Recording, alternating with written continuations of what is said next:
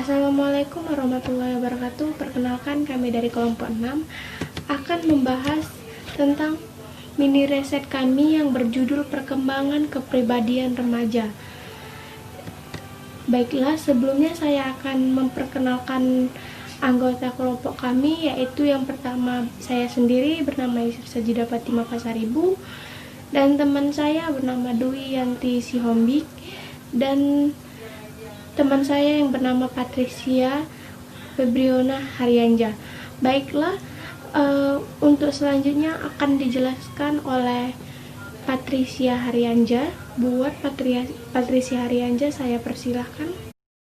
Baik, saya Patricia Febriona Haryanja akan menjelaskan tentang kerangka pemikiran. Yang pertama adalah uraian permasalahan. Pribadi adalah susunan sistem psikofisik yang dinamis dalam diri individu yang akan menentukan penyesuaian individu yang unik terhadap lingkungan. Susunan bahwa kepribadian dibangun dari ciri-ciri yang saling berkaitan. Dinamis menunjukkan adanya perubahan kualitas dalam kepribadian, dan sistem psikofisik terdiri dari kebiasaan, sikap, nilai, keyakinan, emosi, perasaan, dan motif yang bersifat psikologis, tetapi mempunyai dasar fisik secara umum. Ketiganya merupakan kekuatan motivasi yang akan menentukan jenis penyesuaian yang akan dilakukan anak. Perkembangan kepribadian menurut Gordon Allport, sesuatu yang bisa berubah secara teratur, bertumbuh dan berkembang, dan perkembangan kepribadian menurut Conjaningrat merupakan ciri dari watak yang diperhatikan seseorang dari lahir sampai lanjut usia. Yang kedua adalah subjek penelitian, orang tua, dan guru. Yang ketiga, asesmen data. Dalam penelitian ini menggunakan performance assessment. Saya akan menjelaskan metode dari mini riset kami, yaitu metode penelitian, jenis penelitian. Pada pengerjaan mini riset kami kali ini, peneliti menggunakan metode penelitian kualitatif yang menurut Moleok, penelitian kualitatif adalah penelitian yang bermaksud untuk memahami fenomena tentang apa yang dialami subjek penelitian, misalnya perilaku, persepsi, motivasi, tindakan, dan lain-lain.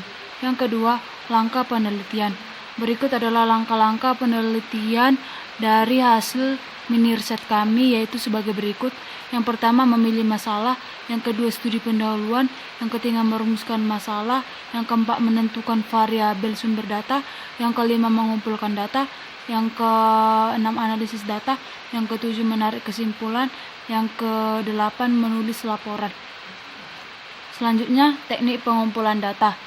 Teknik pengumpulan data yang digunakan dalam penelitian mini riset kami itu adalah teknik pengumpulan data dengan studi pustaka dan metode penelitian survei, atau secara ringkas bisa disebut dengan metode survei adalah penelitian yang sumber data dan informasi utamanya diperoleh dari respon dan sebagai sampel penelitian dengan menggunakan kuesioner atau angket sebagai instrumen pengumpulan data.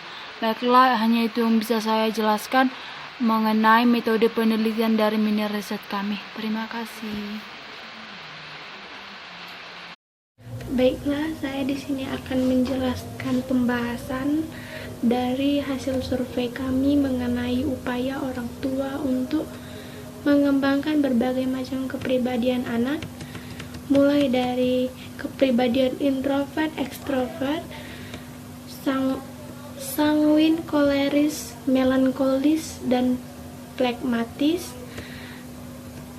Yang pertama, saya akan menjelaskan tentang kepribadian introvert. Dari hasil survei kami, upaya yang dilakukan orang tua untuk membantu mengembangkan kepribadian anak remaja yang introvert ialah mereka mencoba memahami karakter anak. Karena sebagian anak yang introvert lebih sering bersifat tertutup dan tidak mau menceritakan apa yang ia rasakan pada saat ia bergaul dalam lingkungan. Dan juga orang tua menyadari mungkin pola asuh mereka berdampak pada sifat anak yang menjadi introvert. Sering sekali mereka mendiskusikan pentingnya berteman dengan orang lain.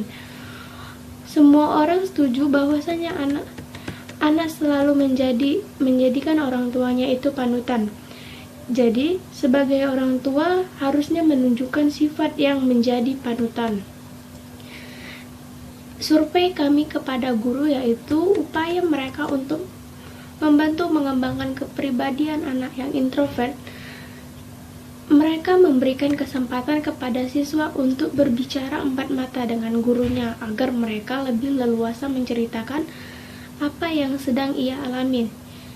Dan gurunya memberikan kesempatan untuk berinteraksi dengan orang tertentu saja yang memang dekat dengannya, tetapi guru tidak memberikan mereka kesempatan untuk belajar mandiri karena seorang anak introvert seharusnya lebih bisa bergaul dengan teman-temannya. Guru memberikan kesempatan anak remaja untuk belajar konseptual. Yang kedua, kepribadian ekstrovert. Dari hasil survei kami, orang tua harus menjadi panutan bagi anaknya yang ekstrovert, karena anak yang ekstrovert lebih sering mengikuti hal yang dilakukan oleh orang terdekatnya. Orang tuanya lebih mengawasi pergaulan anak karena yang ekstrovert ini lebih bergaul dengan siapa saja, membuat anak harus diawasi pergaulannya agar tidak terjerumus ke pergaulan bebas, dan memberitahukan dampak negatif dan positif jika seorang anak ini melakukan hal yang negatif, dan memberikan contoh kepada anak yang harus selektif dalam memberikan tontonan pada anak karena tontonan juga mempengaruhi perkembangan seorang anak. Orang tua juga melakukan pola asuh mendidik anaknya yang diterima norma agama, keluarga, dan masyarakat. Hasil survei kami kepada guru ialah upaya yang dilakukan oleh seorang guru bidang studi untuk membantu perkembangan kepribadian ekstrovert anak remaja, memberikan kesempatan kepada siswa untuk mengemukakan apa yang dia sampaikan agar mereka tidak salah atau dalam sikap. Guru juga memberikan wejangan yang positif dan memberikan pemahaman dengan arahan pengendalian diri agar mereka bersikap dengan positif dan tidak melanggar norma. Yang ketiga, kepribadian sanguin. Dari hasil survei kami, upaya yang dilakukan orang tua untuk membantu perkembangan anak yang memiliki kepribadian sanguin, orang tua lebih menciptakan suasana yang hangat dan bersahabat ketika anak berada di lingkungan keluarga, serta orang tua memberikan kesempatan untuk mengungkapkan pemikirannya, dan ketika mereka bercerita, orang tua mulai pendekatan dengan menanya siapa yang sedang anak ceritakan. Karena seorang sanguin bersifat lincah, maka orang tua lebih condong ke memberikan tindakan daripada ucapan saja, dan orang tua memberikan waktu anak dengan bersosialisasi dan memberikan proyek jangka pendek dengan reward dan menunjukkan persahabatan antara orang tua dan anak yang menguntungkan, tetapi orang tua tidak terlalu fokus kepada prestasi anaknya. Dari hasil survei kami terhadap guru mengenai upaya guru untuk mengembangkan bakat seorang anak yang mempunyai kepribadian sanguin, yaitu guru melakukan pembelajaran dengan cara yang menyenangkan, dan guru juga memberikan pembelajaran dengan suasana hati yang santai, serta belajar dengan bermain, karena pembelajaran yang sangat disukai oleh anak yang mempunyai kepribadian sanguin, dan memberikan kesempatan anak untuk berinteraksi dengan teman-temannya dan memberikan media belajar juga membuat anak sangat senang, sehingga ini banyak dilakukan oleh guru. sanguin yang condong bersifat lincah, jadi guru lebih menyarankan seorang anak sanguin untuk memanfaatkan internet dalam mengembangkan bakatnya agar mereka menjadi sanguin yang populer. Yang D, kepribadian melankolis. Dari hasil survei kami, upaya yang dilakukan orang tua untuk membantu mengembangkan anak yang memiliki kepribadian melankolis ini, orang tua lebih sering mengungkapkan pro dan kontra dari apa yang dilakukan seorang anak secara seimbang dan berlaku secara spesifik ketika mereka merenung dan sedang diam. Orang tua sering sekali mengajukan pertanyaan mengapa, karena seorang melankolis sering sekali menilai dari pemikirannya dan tidak mau ribet. Orang tua juga seorang melankolis sering sekali menilai orang tua juga menghindari kejutan-kejutan pada anak, karena seorang melankolis lebih suka dengan ketenangan dan menunjukkan bagaimana anak bisa mengerjakan satu hal. Dan orang tua selalu menghindari konflik terhadap anak. Orang tua juga lebih berlaku sabar dan bersifat dengan lembut saat memberikan hal yang bersifat detail dan anak jadi bisa lebih memahaminya. Dari hasil survei kami terhadap guru mengenai upaya guru untuk mengembangkan bakat seorang anak yang mempunyai kepribadian melankolis, seorang guru akan melakukan gaya belajar yang ekstra karena seorang melankolis ini seorang yang suka dengan ketenangan, tetapi anak juga memiliki pemikiran yang bijak, dan guru juga lebih sering mengajarkan secara sistematis. Guru juga harus mampu menjawab pertanyaan anak yang bersifat melankolis ini dengan jawaban yang informasi yang bermutu, serta guru memberikan tugas sebagai latihan bagi seorang melankolis ini untuk membantu mengasah kebijakannya dalam berpikir.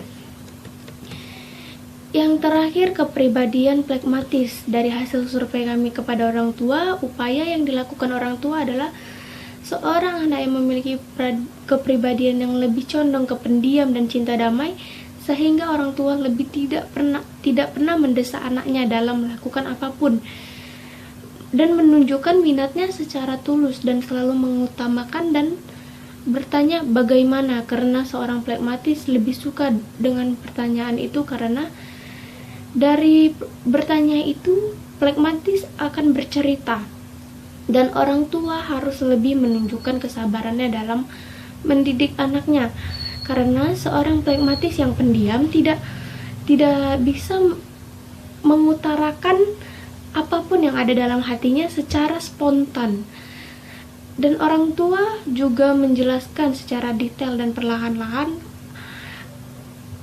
informasi yang akan diberikannya agar seorang anaknya tetap memahami apa informasi yang telah disampaikan. Seorang pragmatis juga sulit dalam bergaul karena seorang pragmatis ini juga bisa dibilang introvert. Jadi sebagai orang tua harus memberikan waktu kepada anaknya agar ia bisa menyesuaikan diri dengan perubahan lingkungan dan memberikan dukungan secara penuh terhadap anaknya. Dari hasil survei kami terhadap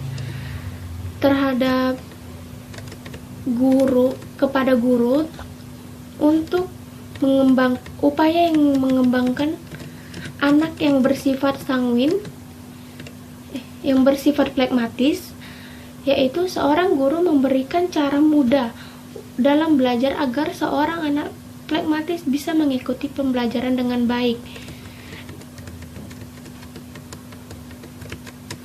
dan memberikan waktu yang lebih lama dan mengerjakan tugas agar si anak dapat memahami tugas yang diberikan. Guru juga memberikan kesempatan untuk melakukan sesuatu yang menyenangkan.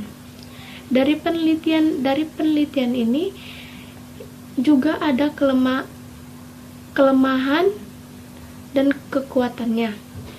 Kelemahan dari kelemahan dari penelitian ini adalah penelitian ini lumayan ribet untuk mengumpulkan data yang dari berbagai sumber dan seperti artikel dan angket yang diberikan kepada target narasumber. Dan kekuatan dari penelitian ini adalah pada informasi yang didapat cukup kuat dan banyak dari artikel. Yang kedua, penelitian ini tidak melakukan survei pada informan secara langsung. Pada penelitian ini bisa lebih memperdalam tentang perkembangan kepribadian remaja. Baiklah, sekian hasil dari pemaparan kami tentang mini riset ini. Lebih kurang mohon dimaafkan. Terima kasih.